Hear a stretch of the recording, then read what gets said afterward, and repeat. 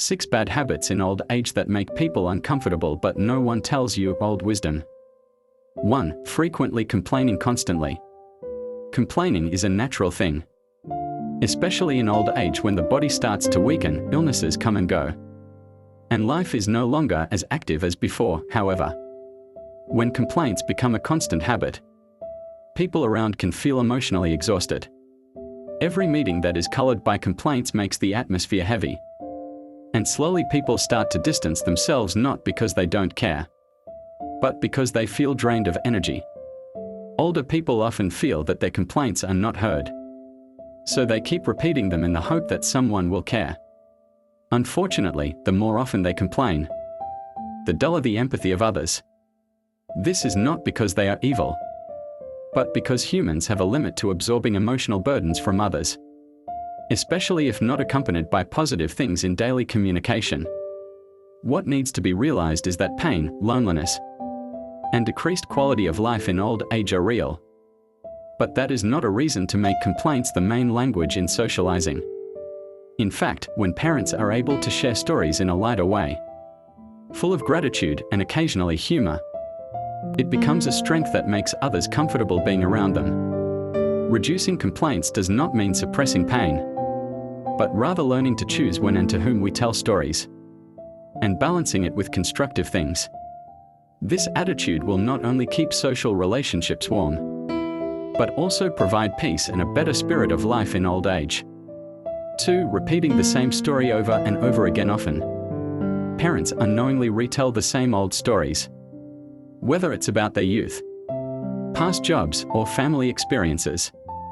At first, the stories feel fun and meaningful, but when repeated over and over again in every meeting, especially without being asked, people around them start to feel bored, even though they still try to be polite and respectful.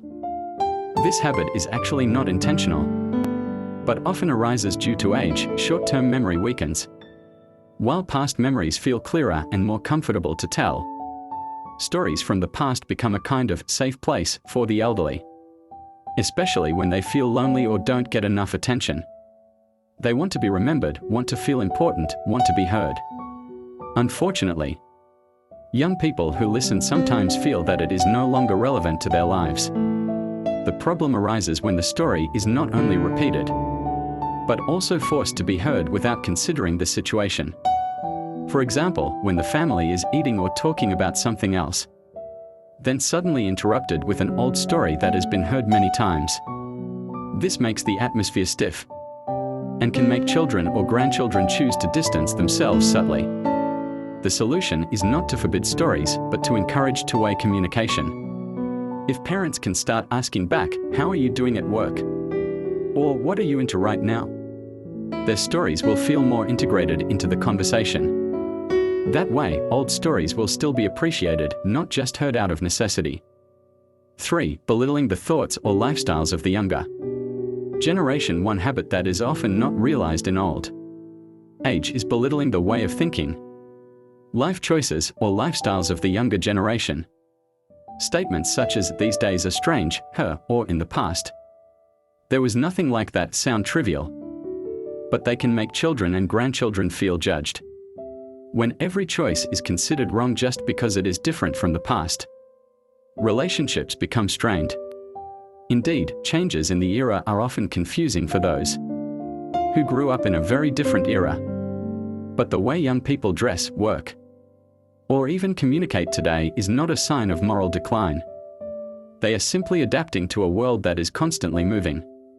If parents are too rigid and consider everything new as something wrong, then they can lose the opportunity to be close to their children and grandchildren. Comments such as "Why do you only work in front of a laptop?" or "You've been dating for a long time but haven't gotten married. What are you doing?" may be intended as concern, but they can feel like mockery.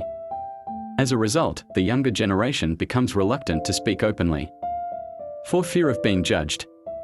Over time, communication becomes just small talk without emotional closeness. It would be much wiser for parents to open up and try to understand, not judge. Simply by asking, "Why did you choose that?" or "Tell me, what is your job like now?" Not only does it build a warm relationship, But it also keeps parents valued and relevant in the ever-evolving family dynamics. 4. Giving advice without being asked. The intention is good, wanting to help and guide. But when advice is given continuously without being asked, especially in inappropriate situations, it can actually feel patronizing. Many parents often reflexively say, "You should do this," or "Dad was never like that before," without really listening to what their child or grandchild is feeling. The problem is, not everyone wants to be given a solution right away. Sometimes they just want to be heard. When advice is given directly, without being asked, it can make people feel untrusted, or considered not mature enough to make their own decisions. Even if the content of the advice is correct, the way it is delivered can make people reject or be offended. It is even more hurtful if advice is given in front of other people or in a high tone, like reprimanding a small child. Today's young people are very sensitive to communication methods. They are more receptive to advice that comes from empathy and experience, not from a position that feels like, "I know better than you." It would be much more effective if parents started with questions like, "Do you want to hear my opinion?" Or, "I've had a similar experience, can I share?" That makes the person you're talking to feel valued, not controlled. Because in the end, the advice that reaches the heart the most is the one that comes at the right time and from a sincere heart, not from the habit of wanting to correct. 5. Criticizing other people's appearance. Comments like, "Why are you getting fatter?" or "Why did you dye your hair that weird?" often come out of parents' mouths without any malicious intent. However, in this day and age, comments about appearance have become a very sensitive topic. Many people feel offended or uncomfortable when their appearance is the subject of conversation, especially when it's said in public. The problem is, older generations grew up in a culture that views criticism as a form of attention. But young people see it differently. Unsolicited criticism, especially about their body or style of dress, is seen as an attack on their self-esteem. Such comments make them feel unaccepted for who they are, even though they just want to be themselves. Even something as seemingly innocent as, "You don't wear makeup so you look pale," can hurt someone who is struggling with their self-confidence. We don't know if someone is insecure, has a health problem, or just wants to look natural. Expressing opinions openly without empathy can slowly damage relationships. Instead of commenting on a person's appearance, parents can replace it with a compliment or a more neutral question like, "Your shirt is a nice color, where did you buy that?" Or, "Your style is different now, it's cool." This creates space for dialogue, not judgment. Because the truth is, people are more open when they feel appreciated, not corrected. 6. Dominating the conversation and not wanting to listen. Many parents are accustomed to telling long stories, sometimes unknowingly dominating the conversation. They forget that conversation is not just about talking, but also listening. When every conversation only contains their own stories, without giving space to others, the atmosphere feels one way and boring. Children and grandchildren may still listen because they are polite, but deep down, they can feel unappreciated, especially if every time they try to interrupt, they are immediately cut off with, "Wait a minute, this isn't finished yet." Conversations that should be warming up instead become formal and create an even greater emotional distance. Dominating the conversation often arises from a feeling of loneliness, because they want to be heard.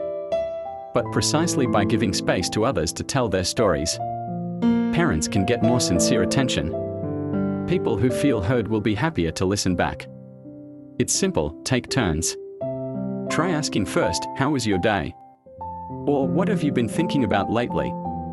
Only then can the parent's story enter more warmly. The conversation feels like an exchange, not a one-sided lecture.